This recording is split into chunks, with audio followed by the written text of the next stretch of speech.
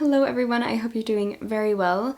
Since it is now the beginning of August, I need to plan my month of reading for the month of August. I am in the middle of a bunch of books and I'm kind of in this weird place where I'm really in the mood to read and I want to read so much, but I want to read a very specific type of book, which is mainly Japanese literature or Asian literature. I have been loving Asian literature recently, but I want to have more variety in my reading. I don't want to be reading the same type of book, especially because I am reading some big books for the Game of Tomes book club, as you guys know, so I want your help. I think if I if I bring you along on this journey of planning my month of reading for August, I think it would just be helpful for me. And I would love to know what you think about my book selection in the comments, so maybe you can let me know if you think I should definitely pick up a book I mention or maybe skip it or leave it for later. So yes, I want your help, I need your help, so let's plan together. So the books I'm currently reading are currently on my desk here in this little stack. The first one, you guys know, I am reading 1Q84 for the Game of Tomes book club, which I am a co-host of. I started reading it physically and then I got a new Kindle, which I posted a whole vlog about. I am so excited about it and I'm reading this big chunky book now on Kindle and it has been such a joy to read on.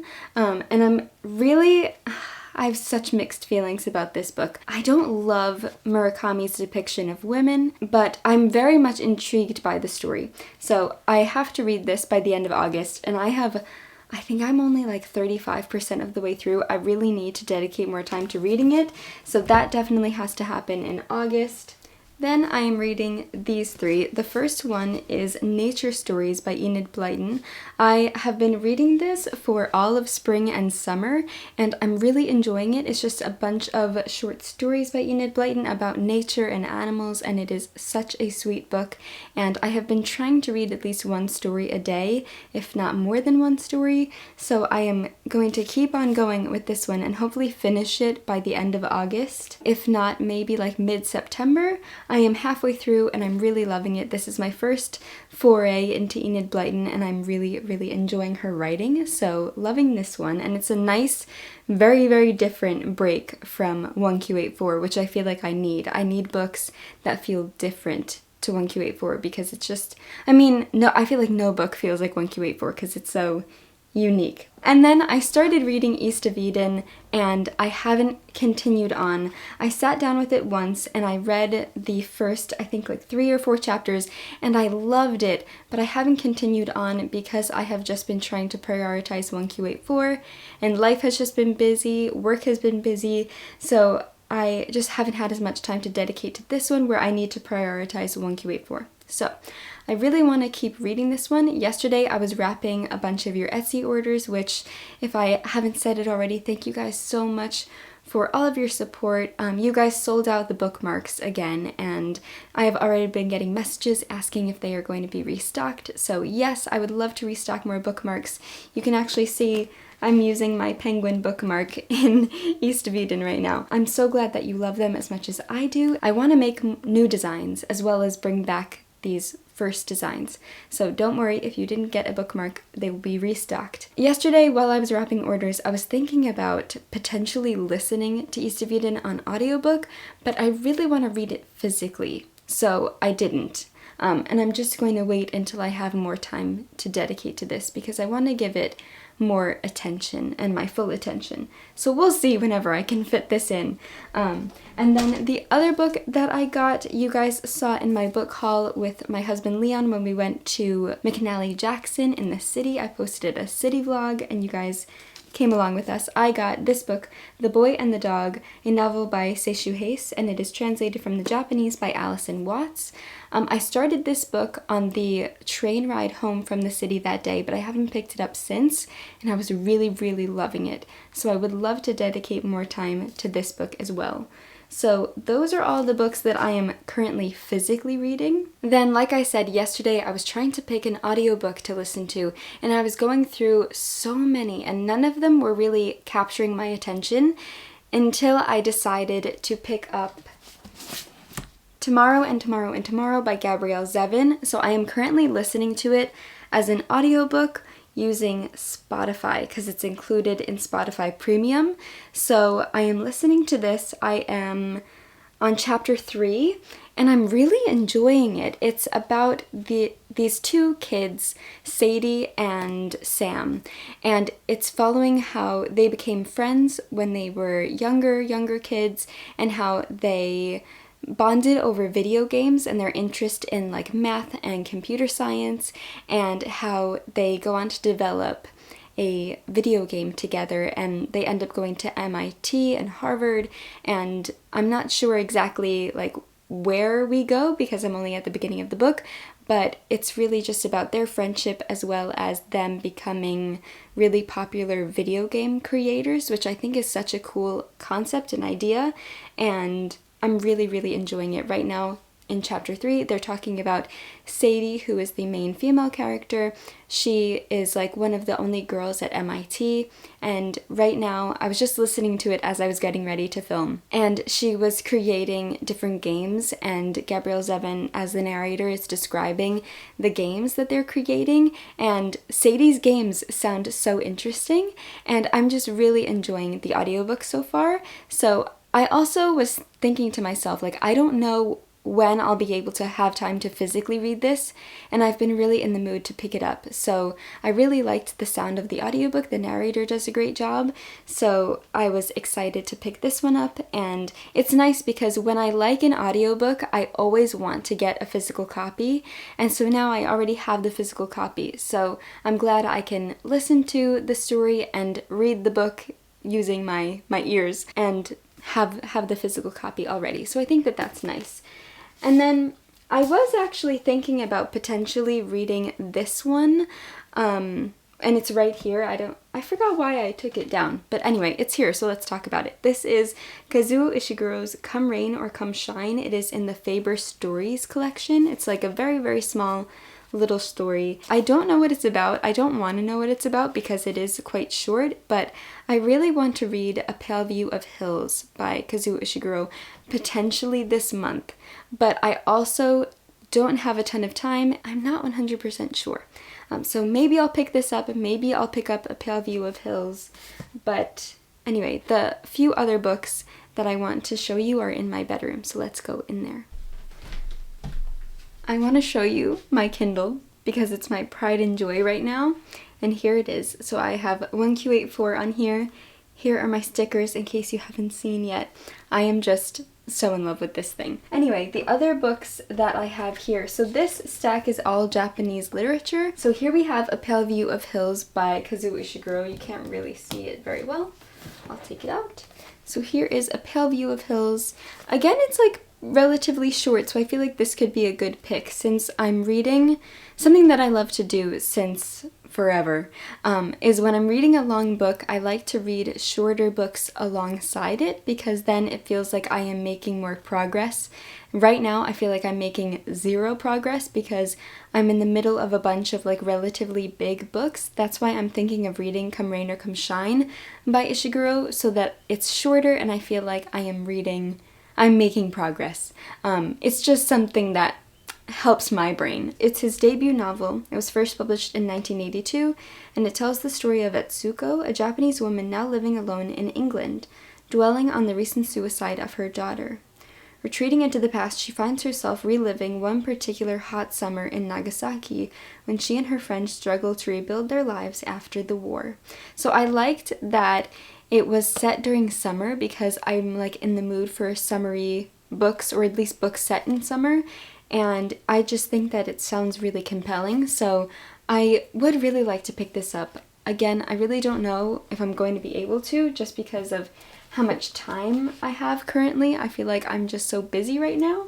Another one that I've been wanting to read, again, more Japanese literature. I've just been so in the mood, but this book I put in my summer TBR, I believe, like a couple months ago, and I haven't picked it up yet, and that is The Sailor Who Fell from Grace with the Sea by Yoko Mishima. A band of savage 13-year-old boys reject the adult world as illusory, hypocritical, and sentimental, and train themselves in a brutal callousness they call objectivity.